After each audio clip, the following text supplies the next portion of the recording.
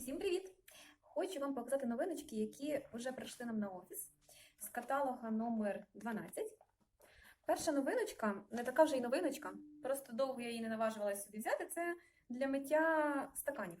Ось така йожик, але на кінці в нас мочалочка така м'ягенька доволі, можна і баночки в важкодоступних місцях мити. І саме головне, що тут є така чудова ручка, яка регулюється і фіксується. І ось такий гачок. Почитавши різні відгуки і подивившись відео про дану річ, я таки вирішила, що я її візьму, тому що на хазяйстві знадобиться, це точно, за такі ще тим паче гроші.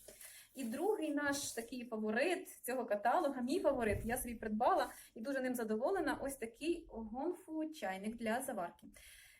Що це за чайник? В даний чайник засипається ось сюди в ситечко, в такий контейнер для заварочки, засипається заварка будь-якого чаю, будь-якого сорту, дрібного помолу, неважливо. Ситечко дуже дрібненьке, тому заварка не потрапляє в основну в нижню колбу.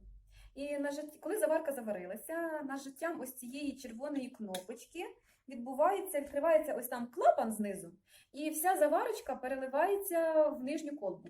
Тобто все це сміттячко, весь цей чай залишається тут, а заварений чай поміщається ось сюди, і ви п'єте чудовий чай вашої консистенції, таку, як ви тоді, коли вам необхідно це все зробити, ви робите і контролюєте самі міцність чаю. Ось так, як в каталозі у нас показано, нажиттям кнопочки червоної переливається заварочка.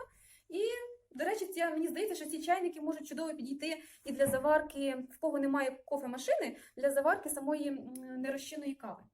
Ось, мені здається, що таким способом теж можна заварювати каву. Буде чудово. І тому я собі додому придбала. І ще оденький стоїть у нас на офісі, тому, будь ласка, заходьте, дивіться. Потім в зимній період будемо смакувати чудовий чай. Тому вас чекаю і надалі буду ділитися з вами різними відео, різними новиночками. І всі ваші коментарі і відгуки, будь ласка, пишіть або під даним відео, або пишіть у приват. Цілую вас!